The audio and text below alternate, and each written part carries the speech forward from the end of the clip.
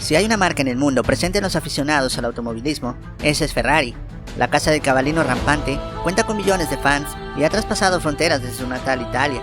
El creador de la marca jamás imaginó la popularidad que tendría, ni mucho menos todas las tragedias que tendría que pasar para haber consolidado su sueño. Muertes, infidelidades, problemas legales, guerras, destrucción, fueron algunas de las adversidades a las que se tuvo que sobreponer. Hoy conocerás la historia del creador de Ferrari, sus inicios y el origen del logotipo tan característico que posee.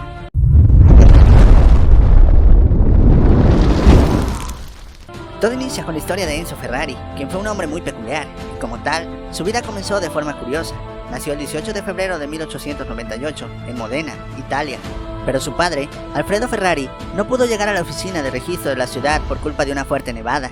Su nacimiento no fue registrado hasta 2 días más tarde, por lo que en términos oficiales, Enzo Ferrari no nació hasta el día 20 de febrero. El padre de Enzo trabajaba en una empresa propia de estructuras metálicas. Alfredo Ferrari deseaba que sus hijos Enzo y Dino continuaran con el negocio familiar. Sin embargo, Enzo de pequeño siempre quiso ser periodista o cantante de ópera, pero una visita con 10 años a una carrera de coches en Modena lo hizo cambiar de opinión. Cuando Enzo Ferrari tenía 17 años, fue enviado junto a su hermano a cursar estudios a una escuela de ingeniería mecánica. Aunque esta etapa de su vida se vio alterada por la Primera Guerra Mundial, sumado a esto, una fuerte enfermedad llamada fiebre tifoidea hizo que perdiera a su hermano Dino, y poco después también murió su padre. Enzo Ferrari quedó prácticamente solo y saltó de un trabajo a otro durante más de un año. Incluso formó parte del cuerpo de bomberos de la ciudad de Modena. En 1917 fue reclutado por el ejército. Aunque intentó demostrar sus dotes como mecánico, sus superiores no lo tuvieron en cuenta y lo destinaron a herrar mulas. Enzo contrajo pleuresia, una enfermedad comúnmente mortal, pero que sorpresivamente logró superar. A los 20 años, Enzo terminó su servicio en el ejército, pero se encontró con una Italia de posguerra totalmente en crisis.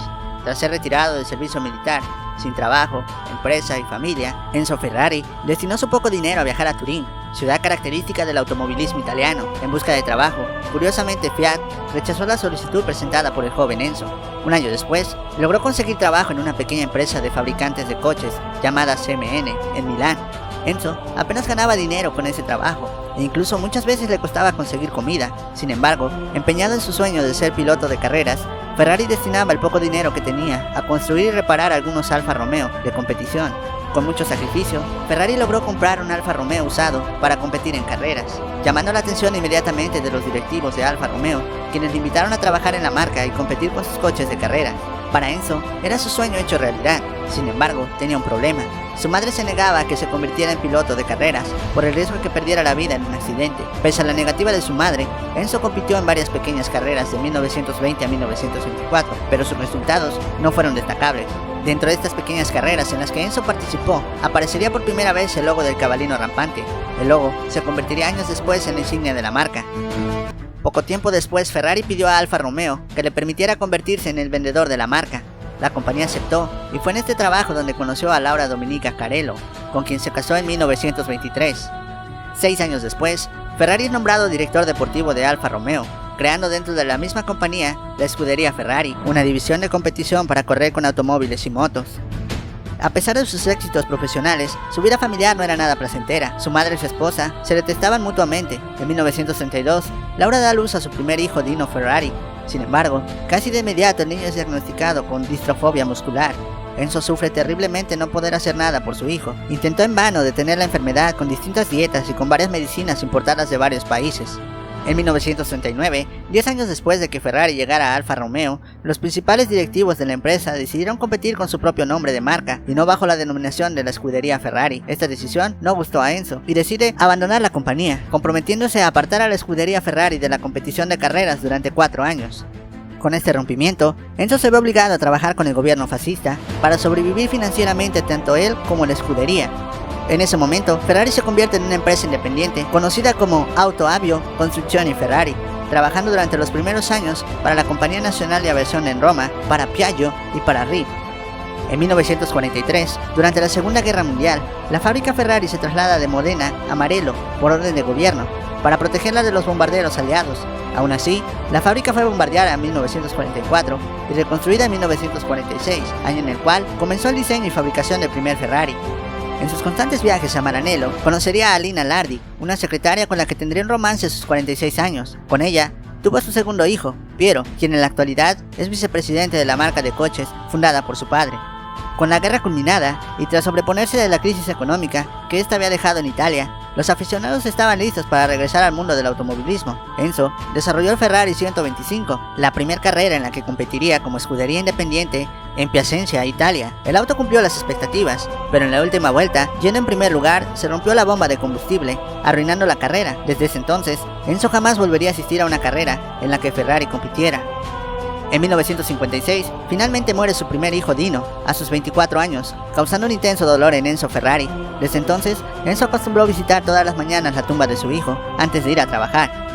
Esto provocó que Enzo Ferrari entrara en una profunda crisis emocional, y comenzara a lucir sus características gafas negras en señal de luto. Su mujer Laura no consigue tampoco aceptar la muerte de su hijo, y comienza a padecer una enfermedad mental que provocaría la separación de la pareja unos años más tarde. Enzo era un amante de la velocidad y la adrenalina. Es por eso que decidió fabricar coches de alta velocidad nunca antes vistos. Por esta razón, empezó a ganar casi todas las competencias, pero los costes de las carreras eran enormes y a Ferrari se le acababa el dinero por esto. A pesar de su falta de interés en la idea, Ferrari empieza a vender versiones de turismos de sus coches, pero también la velocidad le traería consecuencias irremediables. En 1957, en la celebración de la Mille Miglia, una popular carrera de la época, participaban 5 Ferraris, entre más de 250 participantes. Más de 10 millones de personas se acercaban a ver pasar los automóviles a lo largo del circuito. Por su extensión, era casi imposible controlar a todo el público. El Ferrari más potente, el 335 de 4.1 litros, al mando del prometedor piloto español Alfonso de Portago, perdió el control y se fue hacia el público. Más de 15 personas murieron, incluido por supuesto el piloto, y muchas más quedaron heridas. Enzo Ferrari fue acusado de homicidio sin premeditación. 4 años después se retiraron los cargos. En 1961, Ford decide competir con Ferrari, lo cual provocó que Ferrari aumentara sus pérdidas. A pesar de la venta de los coches de turismo, el dinero se agotaba. A finales de los 60, la escudería Ferrari entró en crisis y comenzó a pasar verdaderos apuros económicos. Estuvo a punto de ser comprada por Ford, pero no fue hasta 1969 cuando Enzo tuvo que vender el 50% de su compañía a la familia Agnelli, propietaria de Fiat, para conseguir la financiación suficiente para dar un salto de calidad en el mundo de la competición y las carreras, a la vista de las mejoras de los otros equipos contra los que competía. El acuerdo con Fiat contemplaría que Enzo se encargaría de la división de automóviles de carrera y Fiat fabricaría los de turismo de Ferrari. En 1977, Enzo Ferrari renuncia al cargo de presidente de Ferrari por su delicado estado de salud, y un año más tarde muere su esposa, y fue hasta entonces que reconoció oficialmente a su hijo bastardo, Piero, que llevaba trabajando más de 10 años en Ferrari, y le nombró vicepresidente de la marca y propietario de un 10% de la compañía. El 90% restante pasó a manos de Fiat en 1998. Finalmente, el 14 de agosto de 1988, Enzo Ferrari muere debido a un fallo renal. Sin embargo, a pesar de todos sus éxitos, Enzo siempre decía que era un grave error llamarle triunfador, ya que de acuerdo a su ver las cosas, en alguna ocasión mencionó: "Durante mi vida lo he perdido todo, a mi mujer Laura, a mi hijo Dino, mi primera fábrica, mi juventud, la pasión por las mujeres, muchas carreras, coches y pilotos".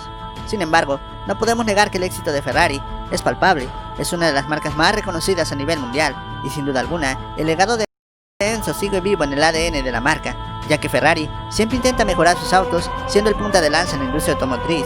Antes de terminar, te comparto algunos datos curiosos.